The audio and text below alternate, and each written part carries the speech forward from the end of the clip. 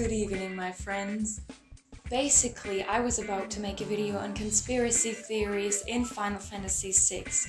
During my research, I was quickly realizing that FF6 includes a lot of allusions to other games, movies, books, history, nearly everything relatable. So I came up with the idea to make a conclusion on the most interesting allusions and maybe talk about one bigger conspiracy at the end of the video and put that into the row of my other conspiracy theories. Hope you don't mind. Oh no! Before we come to the more complex theories, let's take a look at references that are only little or hidden.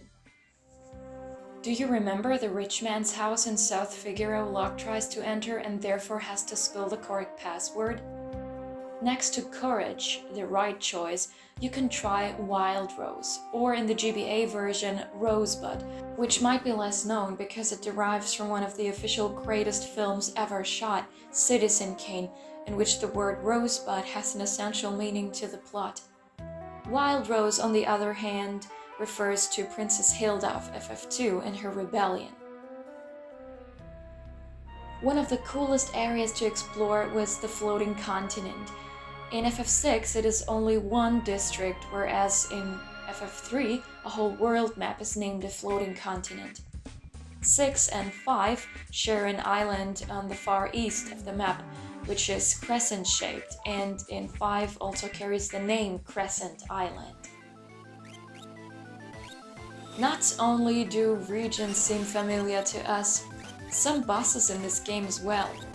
A battle against the Behemoth King is not that special in the series. The fact that this sample in the cave on the Veld retreats after being defeated and then quickly returns as an undead badly reminds though of the boss battle against Scarmelion in FF4. In 6 we have a huge cast of playable characters, and one of them, Go-Go, already occurs in 5 in the Sunken Walls Tower. And you actually win by doing nothing. Oh yeah, I feel it. This is the true path of mimicry.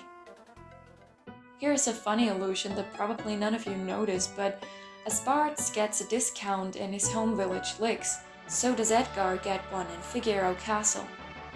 Let me know which character you like better, Bartz or Edgar. I think they're both pretty cool. And of course, there are some allusions in other games too, based on things in FF6. For example, the slubbering snail with the beautiful name Nuzlocke from the monster farm in FF10 was originally inspired by Ymir, the boss in Narshe Mines.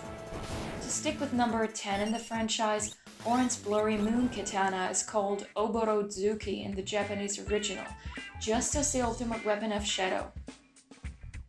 Provided that you manage to make him stay within the group until the final, and unlike I did, I somehow forgot him on the floating continent the first time I played the game and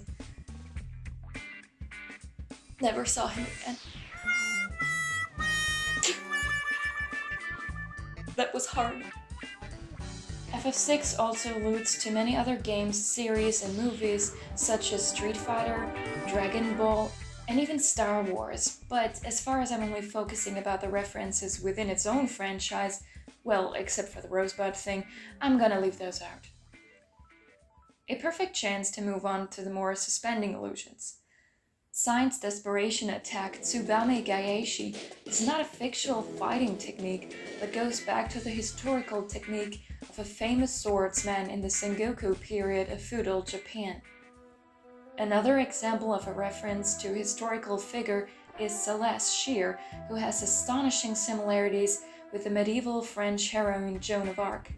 She's mainly the reason why Celeste was given a French name and why she seems to be psychically unstable. She may not be a saint, but she's a general and very brave, just like Joan was. Fortunately, Celeste doesn't end at the stake.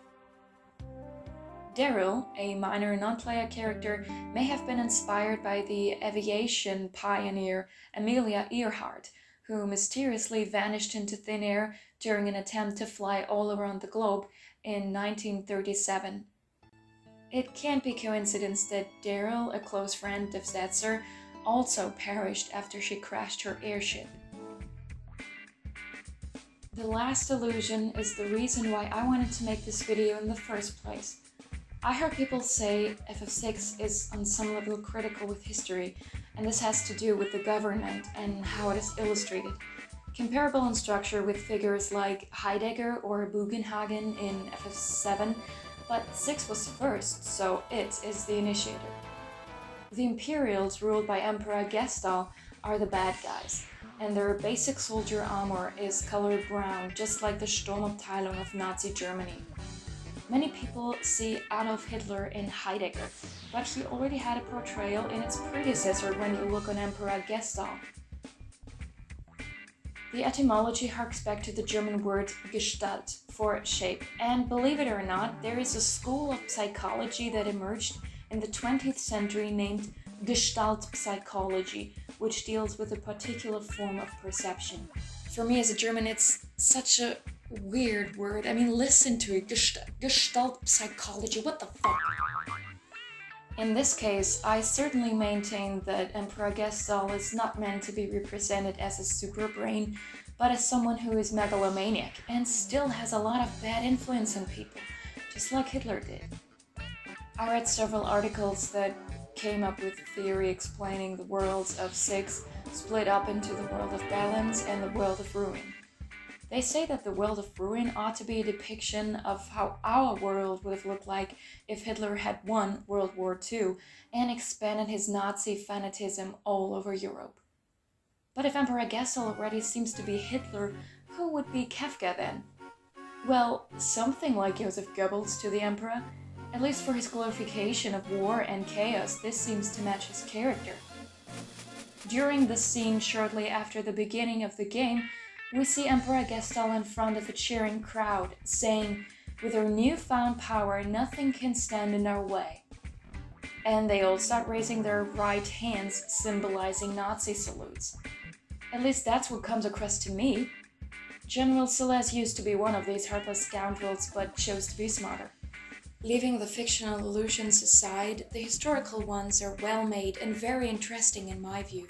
Talking about the last one, meaning the home age of the Empire as the Third Reich, Gestal as Hitler, Kafka as Goebbels, I must say I miss the evidence a bit. I mean, the few hints that I managed to detect and explain are definitely worth talking about and very interesting, but not sufficient to support the whole theory. Hence, I declare the conspiracy of FF6's Empire portraying Nazi Germany as... Hey! Wrong.